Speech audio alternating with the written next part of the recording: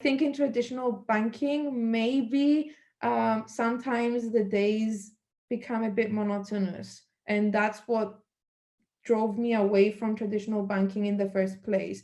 You end up being more in the process of things and not in the process of innovating things. So you've got the skills, you've got all the first products to use, and Revolut makes it happen. So any idea is possible, and that's what I think drives me more at my job. You can come up with something, and if they do like it, well, they'll say, okay, let's do it, let's find the way to do it. And you come together with different teams, you work together, you have a vision. That's what I really like about working at Revolut. People have a vision and they work towards it. They're very motivated and they do get it done. So yeah, that's from me. Thank you, Ariana. So you didn't talk about your day-to-day work or your routine. Oh yeah. So but you did share your passion and love about your company. That's a good thing. Yes, you can tell, right? My day-to-day routines, I usually start work early.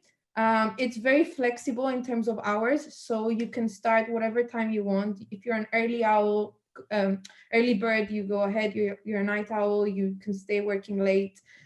It's much more fun when you're in the office because there's a lot of things to get, like free food, stuff like that. But even working from home, they're very flexible. Working from home policy, they've turned everything now remote, so that anyone who feels that working from home is more convenient, they can do that.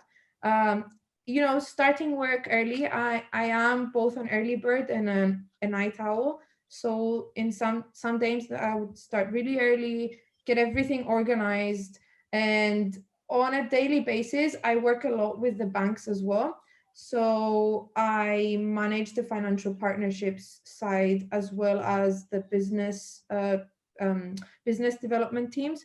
So a lot of the work comes with modeling. So we want to launch a new product, and there's a team that's backing up the deal. We have to analyze the numbers.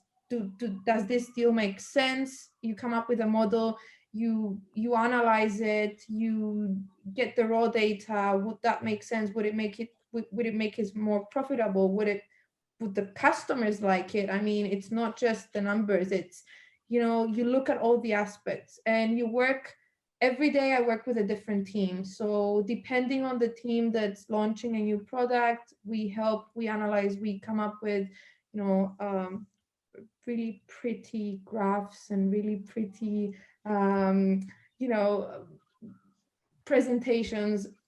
That's basically a day-to-day. You talk True about economist loves graphs. I do love graphs and I do love numbers as well. So yeah, a lot of numbers in the day, a lot of interaction with different teams, it's very people oriented. So, a lot of interpersonal skills there, but a lot of stakeholder management. So that's like day to day, mostly different teams, a lot of analysis, data analysis, and a lot of emails going back and forth with external partners, because you have to appreciate that you don't always work with people that are in fintech, and you have to appreciate that people are not always as fast at doing things as you are. So yeah, that's the other side of the industry. So yeah. Super. Thank you, Ariana. Thanks for sharing. Then Charlie, how about your routine? And tell us, why you love your job as well as. Well, I don't consider my job as a job, right? I love what I'm doing, right? As a founder, you get to choose the time you work, although it's pretty much 24/7, so to speak. Sometimes I want to take a pause, like this afternoon I try to, but there's so much interesting stuff kind of in my brain, kind of just automatically working, and constantly brainstorming with things, right?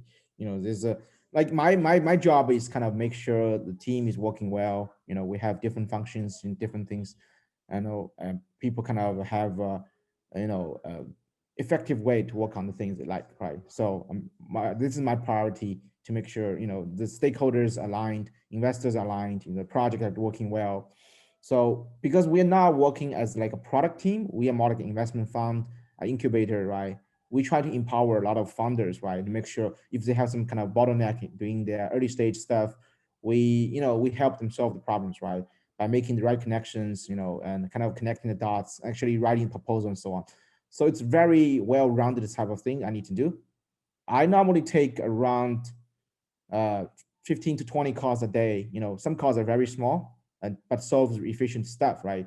Sometimes they get stuck with some kind of pitch deck writing. They need my help. Let's say, okay, I rather just kind of let's share the screen and go through it, page by page, and spend maybe 15 minutes just go through that and just talk to them. I even let them, okay, if you cannot write the notes because I speak too fast, just record my audio, right? Record audio, and you can listen back on that, and make sure you don't miss anything, doing, because I talk very fast. I try to make it very, very efficient.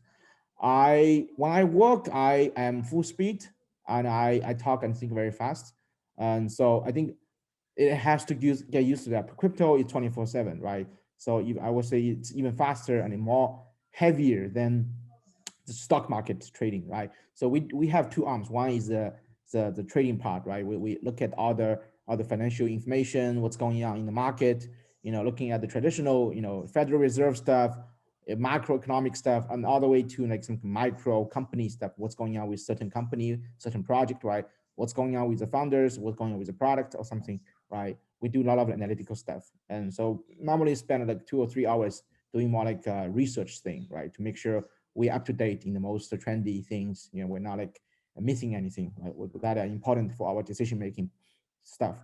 And then the rest of the time is really hands-on on the operational stuff. Make sure we're preparing all the events, and actually making some investment calls. Make sure the people who, the project we are incubating, they're doing the right thing, right? If they need help and so on. So it's very service-based stuff. Although we do investment, but right after the investment, we start to do servicing, right? And I truly believe the best type of strategic fund investor are the people who are able to understand the entrepreneur, what's their problem, what's their bottleneck, right? Try to solve that along the way. And that's the reason we can attract really good founders and help them succeed, become more successful, right? And by doing so, we have the good reputation in the founder network and so on. So I wouldn't say we are that aggressive compared to like Wall Street people and so on, but I think we are very constantly working and have to be very agile as well. So if we talk like in not like a routine in database, but like a weekly base, we have one day every week. We're really just capitalizing all kinds of information as much as we can, and we gather together as a team. So we have 15 people in total, right? Like we from different angle, we kind of capture different type of important information, right? And the information can goes from this is an interesting event, we should probably go and so on, and then all the way maybe to no, this is a new policy from the government, which we need to keep taken care of, and even put that into like a decision making factor into our spreadsheet. Something we try to quantify a lot of things with from those qualitative stuff into like a quantifiable metrics, right? We have our own model. It's kind of our secret sauce in a way to make it as scientific and data driven as possible. Although it's arguable, right? It's not really like a research paper or whatever per se. We're not like making a nuclear science. Yeah, not yet. But it doesn't have to be like that. But it's how kind of like rule of thumb, gut feeling, experience, and something like that. We try to, put something into model. So yeah, Ariana mentioned about the data thing. Yeah, we have some kind of data guys as well, data analysts, type of background people who are very data driven, looking at the charts and so on. The chart is always going around, right? Always going, in their way, right? Sometimes you cannot predict what's their next move. We talk about the chart, we're talking about Bitcoin price chart and some other project chart as well, right? And because we have a very multifaceted way of working, like from my side, I'm mostly working on the non-tradable token yet, like the project who are early stage, right? So I'm mostly dealing with the people rather than the numbers, but I have people dealing with numbers every single day. So I mean, for me, I'm more like trying to empower people and to make sure they're in the right track, right, in the right direction. So that's actually the essential value I think we are providing for the companies that we're working with. Yeah. Amazing. Thank you, Charlie. From what I hear, it seems that communication skills are very important when you manage a team. It doesn't matter which industry you work in. So when we talk about skills in order to get a job in fintech, from your experience, Ariana and Charlie, and I know Charlie hires people, interviews, recruits people. So you have a lot of experience to share on the types of skills that you see in successful candidates. So when you recruit, for example, Charlie, what skills, soft skills or hard skills, do you think that the applicants should have? Yeah, so I mean, if I talk specifically on the hiring, the people who I want to put into my team to work with, or even introduce this person to some other projects, right, or some companies we know. Normally, I look at the multiple facts. One is he or